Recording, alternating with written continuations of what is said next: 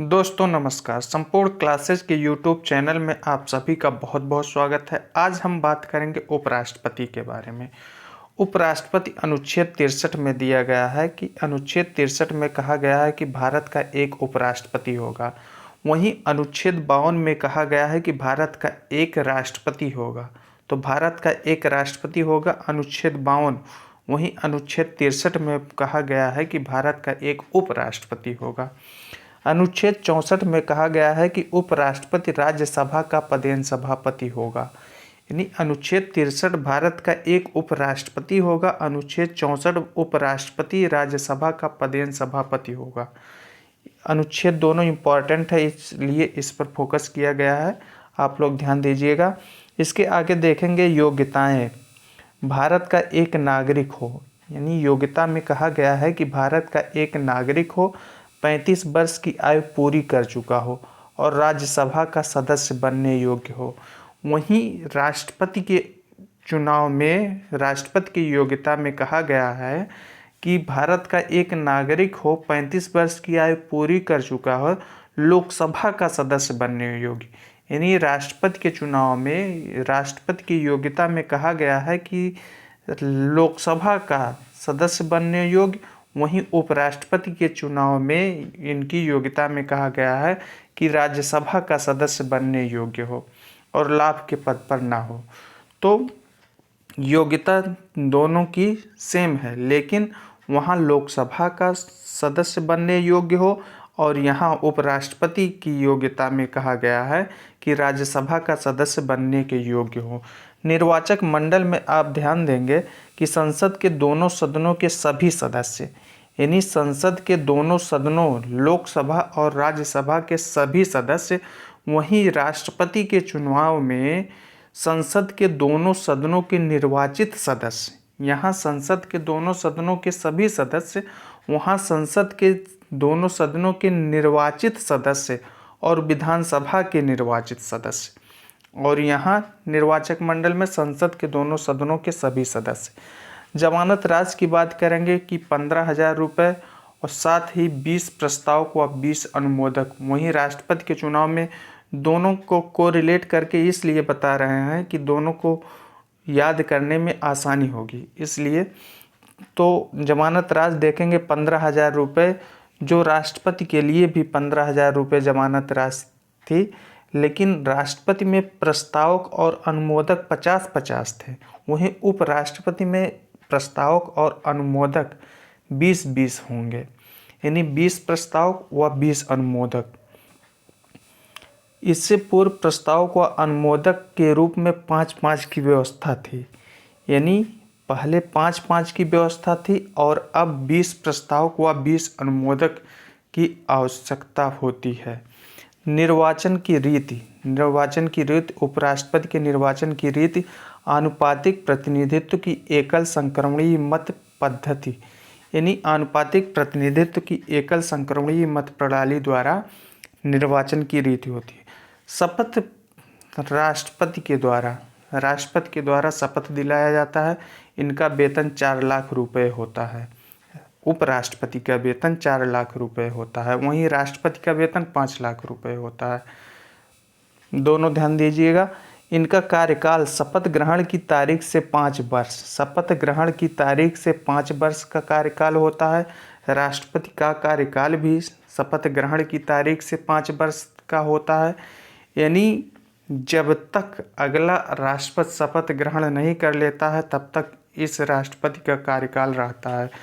इससे पहले राष्ट्रपति को त्यागपत्र देकर पद छोड़ सकता है, यानी उपराष्ट्रपति राष्ट्रपति को त्यागपत्र देकर पद छोड़ सकता है, यानी राष्ट्रपति उपराष्ट्रपति को त्यागपत्र देकर पद छोड़ सकता है और राष्ट्रपति उपराष्ट्रपति को त्यागपत्र देकर पद छोड़ सकता है। संसद साधारण बहुमत से पारित प्रस्ताव द्वारा उपराष्ट्रपति को पद से हटा सकता है, परंतु प्रस्ताव का प्रारंभ अनिवार्य रूप से राज्यसभा में होना चाहिए। संसद साधारण बहुमत से पारित प्रस्ताव द्वारा उपराष्ट्रपति को पद से हटा सकती है, परंतु ध्यान दीजिएगा कि प्रस्ताव का प्रारंभ अनिवार्य रूप से राज्यसभा में होना चाहिए। प्रस्ताव का प्रारंभ अनिवार्य रूप से राज्यसभा में होना चाहिए। वहीं राष्ट्रपति का जो अनुच्छेद 61 था वो या तो लोकसभा या राज्यसभा कहीं से भी शुरू किया जा सकता था, लेकिन यहाँ अनिवार्य रूप से राज्यसभा में शुरू किया जाना चाहिए। कार्य एवं शक्तियों के बारे में देखेंगे कि राज्यसभा का संचालन करना उपराष्ट्रपति का मेन काम होता है कि राज्यसभा का संचालन करना। राज्यसभा का संचालन करना इनको जो वेतन दिया जाता है राज्यसभा के सभापति के रूप में ही दिया जाता है, ना कि उपराष्ट्रपति के रूप में दिया जाता है। राष्ट्रपति की अनुपस्थिति में उसके कर्तव्यों का निर्वहन करना, यानी उपराष्ट्रपति का काम होता है कि राष्ट्रपति की अनुपस्थिति में उसके कर्तव्यों का निर्वहन करना। जब उपराष्ट्रपति राष्ट्रपति के पद पर कार्य करता है तो उसे सभी विशेषाधिकार एवं उपलब्धियां जैसे वेतन राष्ट्रपति के रूप में प्राप्त होते हैं, ना कि राज्यसभा के सभापति के रूप में। जब उपराष्ट्रपति राष्ट्रपति के रूप में कार्य करेंगे तो उनके जो वेतन और जो विशेषाधिकार होंगे वो राष्ट्रपति के रूप में होंगे। जब उपराष्ट्रपति राष्ट्रपति के पद पर कार्य करता है तो राज्यसभा का संचालन उपसभापति करता है। जब उपराष्ट्रपति राष्ट्रपति के पद पर कार्य करता है तो राज्यसभा का संचालन उपसभापति द्वारा होता है। यदि उपराष्ट्रपति भी अनुपस्थित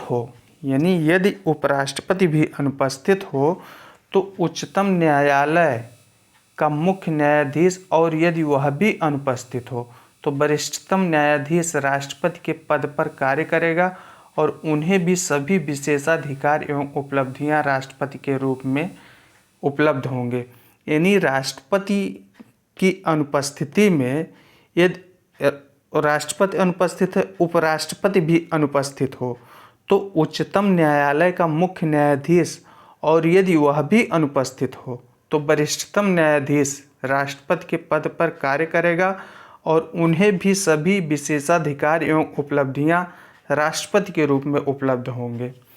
जस्टिस मोहम्मद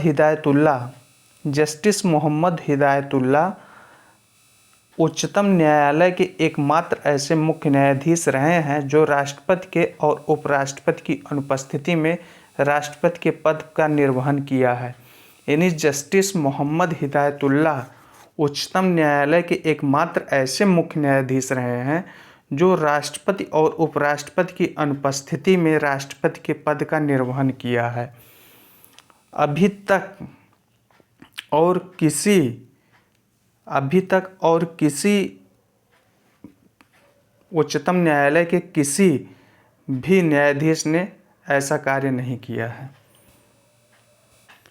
इस समय उस उपराष्ट्रपति देखा जाए तो जगदीप धनखड़ हैं जो मार्गरेट अल्वा को हराकर बने हैं। तो मार्गरेट अल्वा को हराकर जगदीप धनखड़ उपराष्ट्रपति बने हैं, जो व्यक्तिगत रूप में 14वें और कार्यकाल के रूप में 16वें उपराष्ट्रपति हैं। उपराष्ट्रपति फैक्ट के रूप में या कॉन्सेप्ट के रूप में जो भी इम्पोर्टेंट देखा गया उसको कवर किया गया। यदि वीडियो अच्छी लगी हो तो वीडियो को लाइक और शेयर अवश्य करें। धन्यवाद।